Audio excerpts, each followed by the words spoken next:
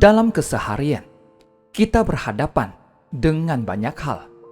Dalam menghadapi segala sesuatu, kita harus mengamati jalinan jodoh. Saat bersikap baik terhadap orang, berarti kita tengah menjalin jodoh baik. Dengan demikian, secara alami, orang juga akan bersikap baik pada kita dan merasa gembira saat berinteraksi dengan kita. Ini dapat membangun citra seseorang.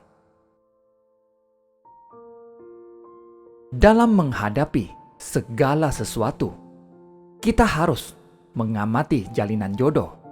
Benih karma dan jalinan jodoh bergantung pada perbuatan kita dalam kehidupan sehari-hari.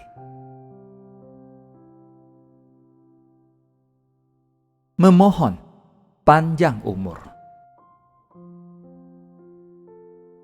Pada zaman Buddha hidup, di Rajaha ada seorang tetua yang memiliki seorang anak laki-laki berusia 6 tahun. Tetua ini sangat menyayangi anaknya. Dia berharap anaknya dapat bertumbuh besar dengan aman dan sehat. Suatu hari, seorang peramal melihat anak ini. Peramal itu berkata, "Anak Anda ini sangat penuh berkah, tapi sayangnya pendek umur." Sejak saat itu, tetua sangat khawatir setiap hari. Dia membawa anaknya ke berbagai tempat untuk meminta pertolongan. Siapa yang dapat memperpanjang usia anak saya?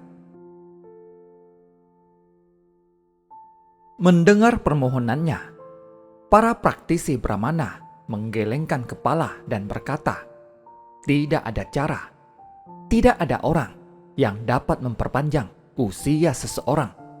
Ini hal yang tidak mungkin." Tetua ini pun segera pergi ke vihara untuk memohon kepada Buddha. Buddha berkata, "Tidak ada seorang pun yang dapat menentukan panjang dan pendeknya usia seseorang. Panjang atau pendeknya usia bergantung pada diri sendiri."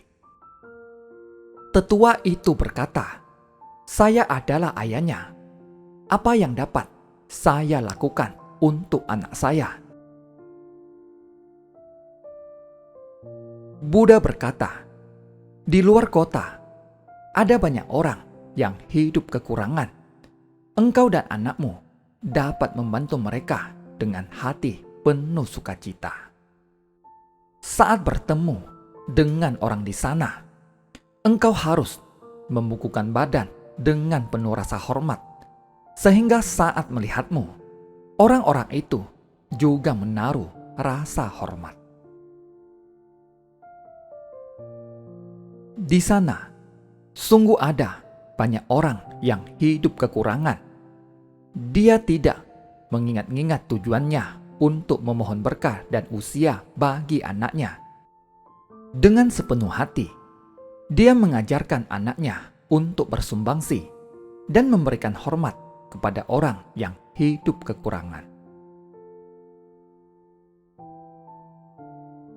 Terhadap semua orang yang lewat, mereka membukukan badan dengan penuh rasa hormat.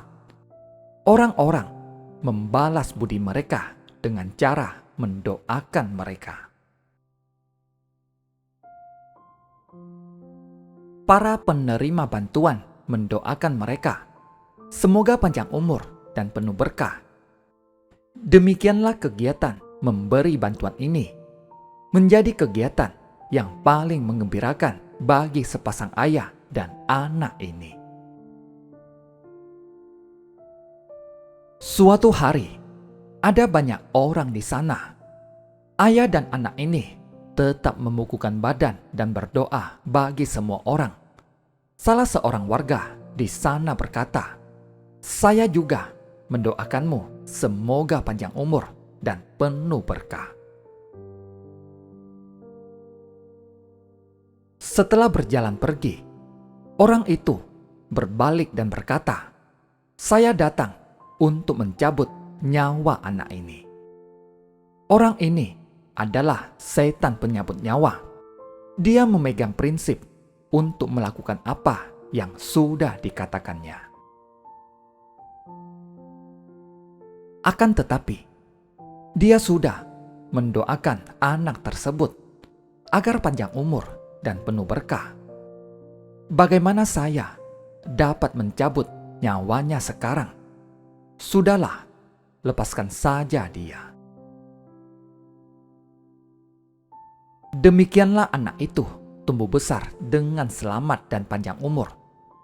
Tetua itu mengikuti ajaran Buddha untuk bersumbangsi dengan penuh sukacita dan membangkitkan rasa hormat kepada orang-orang. Selain menerima doa dari setan pencabut nyawa, tetua itu dan anaknya juga menjadi orang yang sangat gemar bersumbangsi dan senantiasa mendoakan orang.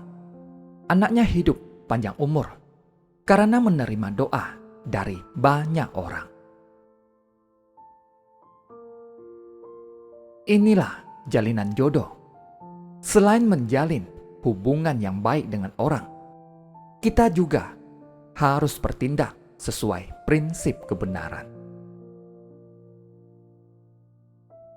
Sulit terlahir sebagai manusia dan sulit untuk mendengar ajaran Buddha. Apapun yang dilakukan, semuanya harus sesuai prinsip kebenaran. Setiap ucapan, pikiran, dan perbuatan kita, semuanya bersentuhan dengan kondisi luar, sehingga terciptalah karma baik atau buruk. Inilah Dharma. Di dunia ini, ada ajaran baik dan ada ajaran tidak baik. Kita harus mendalami ajaran baik. Namun, di dunia ini, ada banyak ajaran tidak baik yang mengganggu pikiran kita. Ajaran tidak baik ini muncul karena perbuatan buruk manusia. Saat melihat sesuatu, ketamakan pun timbul di dalam hati kita. Akibat bangkitnya nafsu keinginan dan ketamakan, kita melakukan banyak hal yang mendatangkan kerusakan demi mendapatkan apa yang diinginkan. Apakah begini sudah cukup? Tentu saja tidak.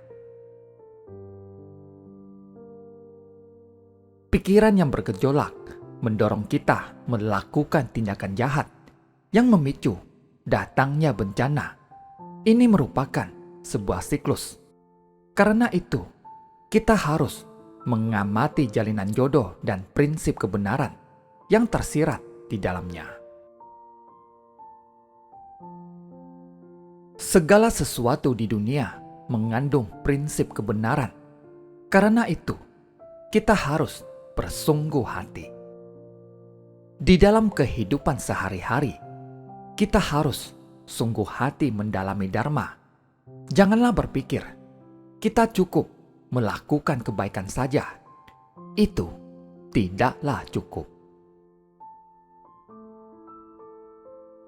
Kita harus memahami ajaran Buddha. Setelah memahami ajaran Buddha, barulah kita dapat hidup bebas dari noda batin dan penuh sukacita. Kita hendaknya terjun ke masyarakat untuk bersumbangsi. Setelah bersumbangsi, kita akan memperoleh sukacita dan kerelaan untuk menjangkau semua orang dengan cinta kasih yang setara. Inilah prinsip kebenaran yang harus kita pahami di tengah umat manusia. Ini sangatlah penting. Terima kasih. Semoga bermanfaat.